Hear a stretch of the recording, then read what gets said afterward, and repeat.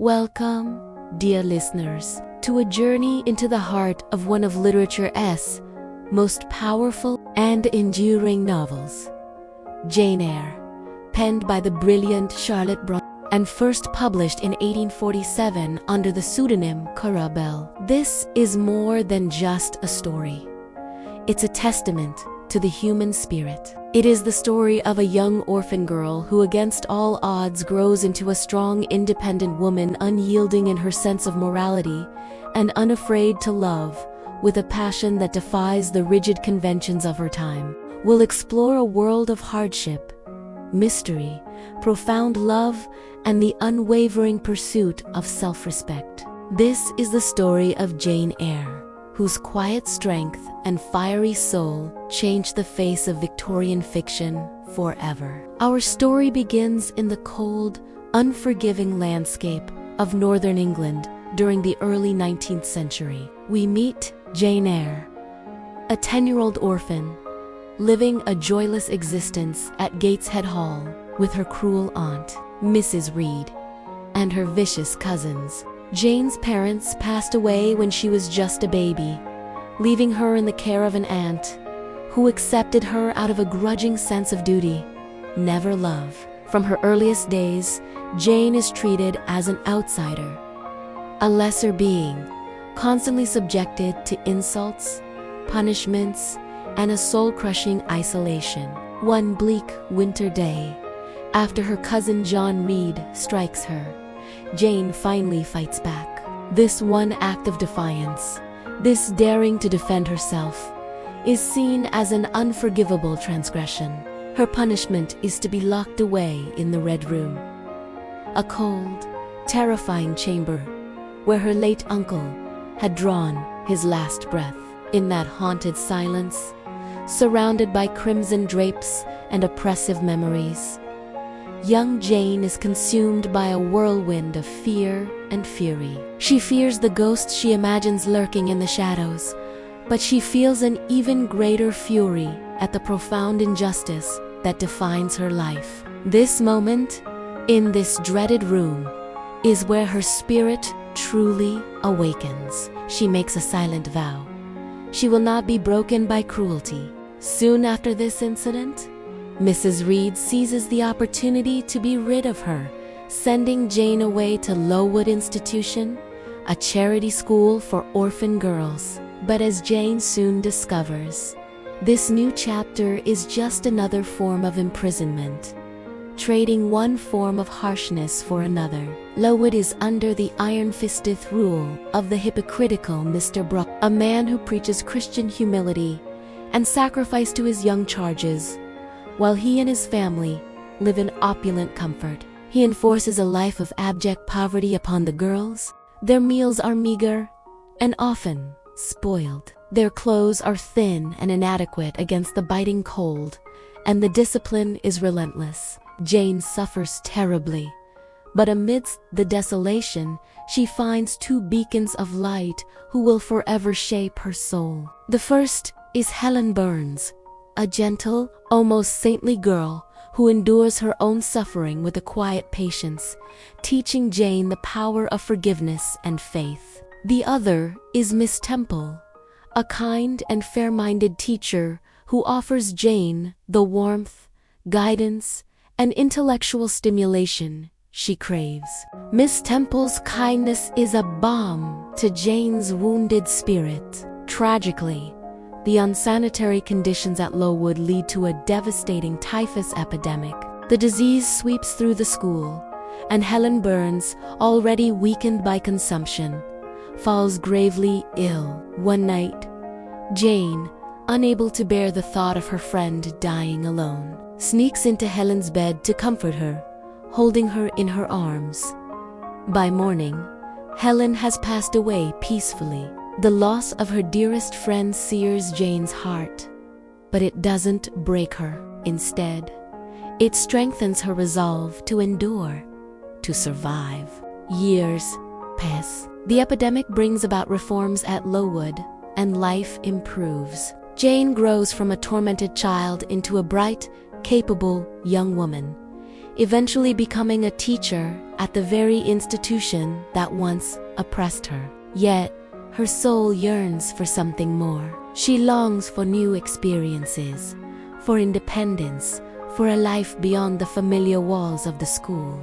Filled with a restless desire for change, she takes a bold step and places an advertisement in a newspaper, seeking a position as a governess, and soon an answer arrives, beckoning her to a place called Thornfield Hall.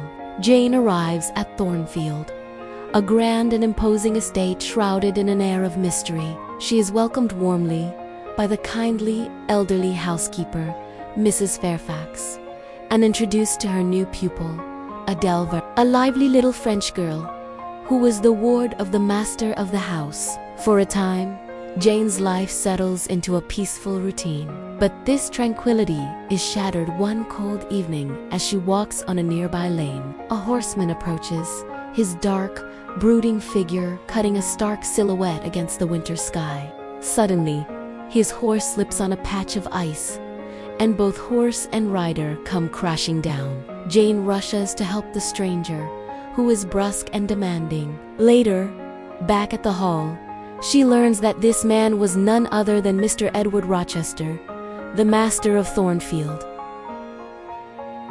Rochester is no ordinary gentleman. He is moody, cynical, passionate, and tormented by a past full of secrets. He's a complex and compelling figure. He speaks to Jane not as a subordinate, a mere governess, but as an intellectual equal. He challenges her, teases her, and confides in her. And despite the vast difference in their age and social standing, a strange, powerful bond begins to form between them. But Thornfield itself holds secrets as dark as its master's moods. Jane is often disturbed by a strange, eerie laughter that echoes through the corridors at night. One night, she is jolted awake by the smell of smoke and discovers that Mr. Rochester's bed curtains are on fire. With quick thinking and courage, she douses the flames, saving his life. Rochester attributes the incident to a drunken servant named Gracepool. But Jane's intuition tells her there's a much deeper, more sinister story hidden within the walls of Thornfield. As the months pass, the connection between Rochester and Jane deepens. Their conversations crackle with wit, intelligence, and a raw, unspoken emotion that draws them ever closer. Yet, Jane, ever conscious of her position, believes she must suppress her growing feelings. She is a governess poor, obscure, and plain while he is a wealthy man of the world. Her hopes are further crushed when Rochester hosts a grand house party filled with aristocratic guests. Jane is forced to watch in quiet agony as he pays court to the beautiful but haughty Blanche Ingram. Everyone, including Jane, assumes that Blanche will be his bride. But Rochester is playing a complex game. Beneath his flirtations with Blanche, he is secretly testing Jane, trying to gauge the depth of her feelings for him. One evening, in a bizarre turn of events, he disguises himself as an old gypsy woman to tell fortunes. When it's Jane's turn, he cleverly probes her heart, forcing her to confront the love she has tried so hard to hide. Later, the charade ends, and the truth comes pouring out. In a moment of raw, overwhelming passion, beneath a great chestnut tree in the orchard, he confesses what Jane had only dared to dream. He loves her. He doesn't want Blanche. He wants Jane, my equal, my likeness, he declares. Will you be my wife? Overcome with joy, Jane accepts. At last, after a lifetime of loneliness, she has found not just love, but a sense of belonging, a home for her heart. But fate, as always, is waiting in the wings with one more cruel trial. The day of their wedding arrives. Jane stands at the altar, her heart overflowing, ready to unite her life with the man she adores. But just as the vows are about to be spoken, a voice rings out, shattering the sacred silence. The marriage cannot go on. I declare the existence of an impediment. The speaker, a solicitor, reveals the horrifying truth. Mr. Rochester already has a wife. Years ago, in the West Indies, Rochester was tricked into an arranged marriage with a woman named Bertha Mason. Soon after their wedding, she descended into a violent, hereditary madness. Unwilling to commit her to a cruel asylum, he has kept her locked away in a secret room in the attic of Thornfield Hall, under the care of Grace Poole. It was Bertha's deranged laughter that haunted the halls. Bertha who set fire to his bed.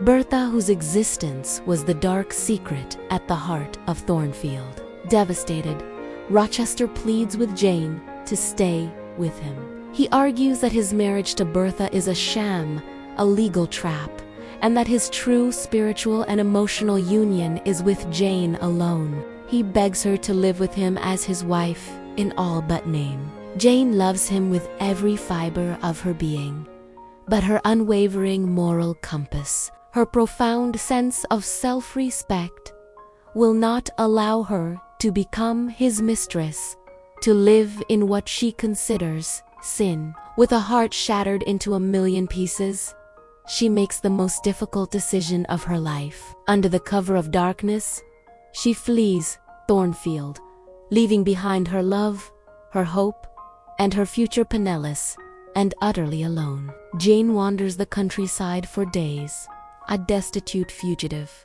She sells her few belongings for food, sleeps in the open, and endures hunger and exposure until she is on the brink of death. At her lowest point, she collapses on the doorstep of a remote house. She is rescued by the occupants, St. John Rivers, a young, intensely devout clergyman, and his two kind sisters, Diana and Mary. They nurse her back to health, offering her shelter and friendship without question. Hiding her past, Jane takes the name Jane Elliot and begins a new life as a village. However, St. John, perceptive and intelligent, eventually uncovers her true identity. In an astonishing twist of fate, he also brings news that changes everything. Jane's long-lost uncle, John Eyre of Madeira, has passed away and left her his entire fortuna, staggering £20,000. The revelation that follows is even more incredible. St. John and his sisters are her cousins, the only family she has in the world. Overjoyed, Jane insists on sharing her inheritance equally among the four of them. Finally finding the true sense of family and belonging she has craved her entire life. But her trials are not over.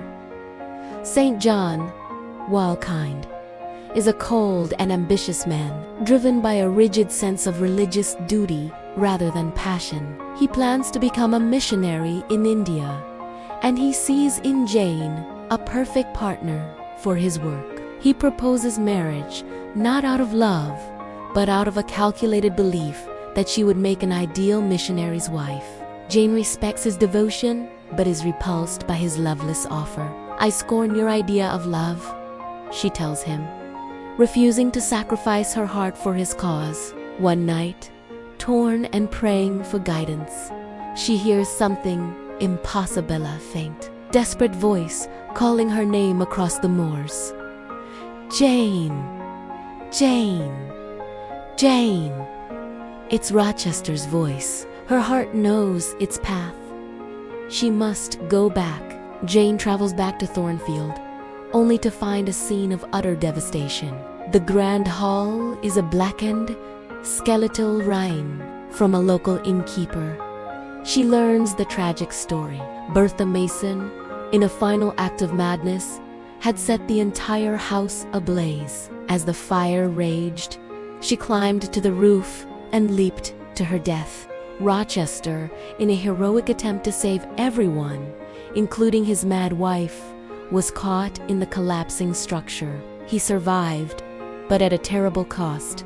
He lost one hand and was blinded. Jane finds him living in seclusion at a remote manor called Ferndean. a man broken in body and spirit. When she quietly enters his room and takes his hand, he at first believes she is a dream, a ghost from his past. But when she speaks, her voice, her very presence brings him back to life. At last, all secrets, barriers, and guilt have been burned away. There is nothing between them but pure, honest love. Jane, now an independent woman of fortune, tells him she has returned to be his companion, his helpmate, to be his eyes and his hands. Her choice is clear, her will is free, and her choice is love. They marry quietly, their union one of true equals, forged in suffering and redeemed by love. And in time, a small miracle, Rochester regains partial sight in one eye, just enough to see their firstborn son. And so, Jane Eyre's journey comes full circle. From a lonely, unloved orphan to a strong, self-respecting woman. From a world of cruelty to one of deep compassion. From desolate isolation to a love not of dependence, but of equals. Charlotte Brondt's masterpiece is so much more than a romance. It is a powerful declaration of a woman's right to feel, to think, to act, and above all, to be free. Jane's fiery, moral voice spoke to generations of readers who longed to see women portrayed as complete, complex human beings, not as fragile ornaments. Her famous cry, "I am no bird, and no net ensnares me. I am a free human being with an independent will," became an anthem for individuality and courage. Through her unforgettable heroine, Charlotte Brontë gave literature one of its greatest and most timeless treasures. And that concludes our journey through Jane Eyre. Thank you so much for joining me. If you enjoyed this story, please like, subscribe, and hit that notification bell for more deep dives into the classics. Until next time, goodbye.